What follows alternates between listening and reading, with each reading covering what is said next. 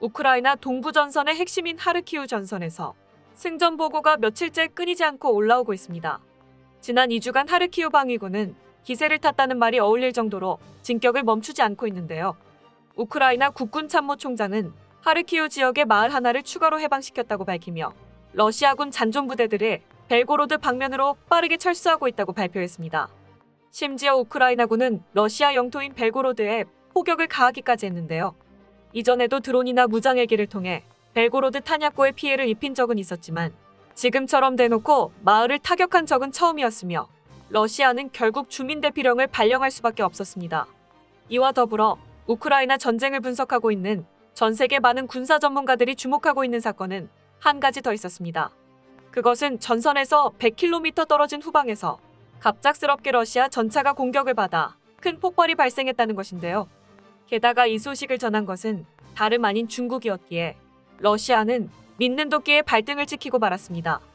지금까지 은근하게 러시아의 편을 들어왔던 중국은 러시아가 언론 통제에 힘을 쓰고 있다는 사실을 알면서도 러시아군의 피해를 보도하는 뒤통수를 때린 것입니다. 과연 어떠한 일이 발생한 것인지 전황 소식들과 함께 자세히 알아보겠습니다. 얼마 전 중국 언론은 우크라이나에서 전쟁을 치르고 있는 러시아군의 전차가 의문의 공격을 받아 큰 피해를 입었다고 보도했습니다. 여기서 중요한 점은 러시아군의 피해가 발생한 곳이 노보아조우스크라는 것입니다. 우크라이나 남동부에 위치한 노보아조우스크는 2014년 당시에 러시아에게 점령당한 도시이며 전투가 발생하고 있는 도네츠크 전선에서는 100km가량 떨어진 깊숙한 곳에 놓여 있고 러시아 국경까지는 13km밖에 걸리지 않는 지역인데요. 이번 전쟁에서는 주로 러시아군과 도네츠크 인민군이 항구 도시 마리우폴에 병력을 보낼 때 지나는 통로 역할을 맡고 있었습니다. 그러므로 이곳이 공격을 받았다는 것은 마리우폴로 향하는 병력을 조금이라도 줄이려는 우크라이나군의 지원 사격이 분명했는데요.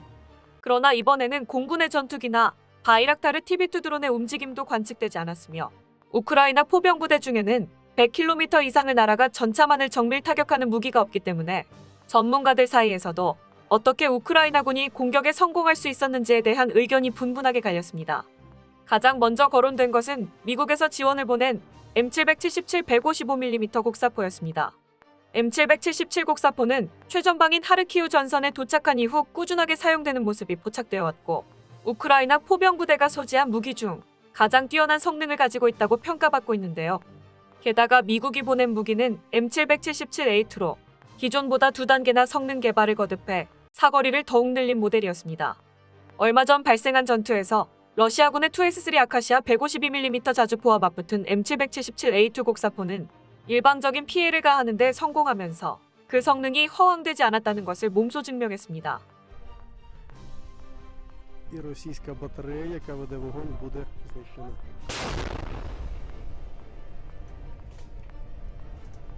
이러한 포병부대의 급격한 강화는 하르키우 방면에서 우크라이나군의 진격을 더욱 가속시켰고 피톰리크 정착촌을 탈환한 뒤 발리아크 지역의 러시아 국경선까지 도달한 것으로 나타나고 있습니다. 이어 국경을 넘어 철수한 러시아 포병부대는 수미와 체르니히우 인근 마을에 대한 공격을 진행했는데요. 더 이상 참지 못한 우크라이나군 역시 러시아 영토인 벨고로드주 솔로이 마을을 공격하면서 국경 일대에 파란이 일어나고 말았습니다. 이로 인해 러시아군 연료 저장고와 석유 저장고에서 화재가 발생했고 한 명의 러시아인 피해자와 3명의 부상자가 발생한 것으로 나타났는데요. 지금까지도 드론이나 무장헬기에 따른 제한적인 공격은 있었지만 우크라이나군이 이렇게 대놓고 러시아 영토를 공격한 것은 처음이었기에 어떠한 결과를 초래하게 될지 주목이 모이고 있습니다. 미국 전쟁연구소 ISW에 따르면 러시아는 벨고로드에 대피령을 내렸으며 19개에서 22개 BTG를 집결시켰고 우크라이나군은 반격에 대비하여 해방한 마을 곳곳에 영토방위군을 배치하고 있는 것으로 파악되고 있습니다. 문제는 러시아군이 퇴각하는 과정에서 우크라이나군의 추격을 피하기 위해 스타리살티브 다리를 비롯한 4개의 교량을 차례로 파괴했다는 것입니다. 거의 모든 다리가 끊어지고 말았으니 러시아군이 병력을 모아 다시금 이곳에서 공세를 벌인다고 하더라도 도하 작전을 펼치지 않으면 진격을 이어나가기는 힘들 것으로 예상되는데요. 강을 건너는 동안 무방비 상태가 되는 도하 작전은 확실한 정찰과 엄호 없이는 위험이 따르기 때문에 자칫 잘못하면 큰 피해를 초래할 가능성이 높습니다. 이는 루한스크 전선에 세베르스키 도네츠강에서 벌어지고 있는 일들만 보아도 알 수 있었는데요. 현지 시각으로 5월 11일 러시아군은 폰툰 다리를 건너려다 이미 한 차례 큰 피해를 입었음에도 다시금 교량을 설치하려고 시도하다가 저지당하고 말았습니다. 당시 현장에 있던 한 우크라이나 장교는 러시아군의 입장에서는 정찰과 감시가 느슨해진 틈을 탄 기습적인 시도였을 테지만 폭이 80m에 달하는 강에 장비와 군수품이 지날 만한 교량을 설치하는 일은 많은 시간이 걸리는 일이었고 그 사이 우리는 조용히 포병을 준비했다고 말했습니다. 이후 그는 우크라이나군의 포격을 시작으로 격렬한 전투가 발생했고 보병부대와 전차부대, 심지어는 공군 병력까지 몰려와 러시아군의 도하 작전을 저지해냈다고 밝혔는데요. 그 결과 폰툰 다리는 완전히 무너졌으며 이미 강을 건너와 버린 러시아군의 전투 차량 30대에서 50대가량과 보병부대가 후퇴하지 못하고 갇히게 된 것으로 확인되었습니다. 실제로도 77일차 러시아군 피해 집계에 무려 48대의 장갑차 피해가 한꺼번에 추가되며 폰툰 다리 전투가 얼마나 격렬했는지 알 수 있었습니다. 다만 우크라이나군이 M777A2 곡사포에 사용하고 있는 M795탄과 M549A1 랩탄은 유효 사거리 22.5km에서 30km 정도로 추산되어 벨고로드 타격이나 폰툰 다리 전투와 연관이 있을지언정 100km 떨어진 노보아조우스크 도시가 공격받은 사건은 여전히 수수께끼로 남아 있었습니다. 일각에서는 우크라이나 드론 부대가 탄생시킨 상업용 폭격 드론이 노보아조우스크의 러시아군 전차를 공격했을 것이라는 의견도 있었습니다. 우크라이나군은 1950년대에 생산된 RKG-1600 대전차 수류탄에 3D 프린터기로 날개를 달아 공중폭탄으로 변환한 뒤 옥토콥터 드론으로 투하하는 전술을 구사하고 있는데요. 특히 가성비에서 훌륭한 효율을 내는 도합 1만 달러짜리 폭격기는 고도 300m에서 폭 1m 반경의 목표물을 타격할 수 있으며 200m의 장갑을 관통할 수 있기 때문에 전차의 상부를 날리기에는 충분한 무기입니다. 이 때문에 우크라이나군은 아무런 부담도 없이 소형 폭격 드론을 사용하고 있어 지친 러시아군을 잠시도 휴식하지 못하게 만들면서 심리적으로도 압박을 주는 공포의 대상으로 떠오르고 있습니다.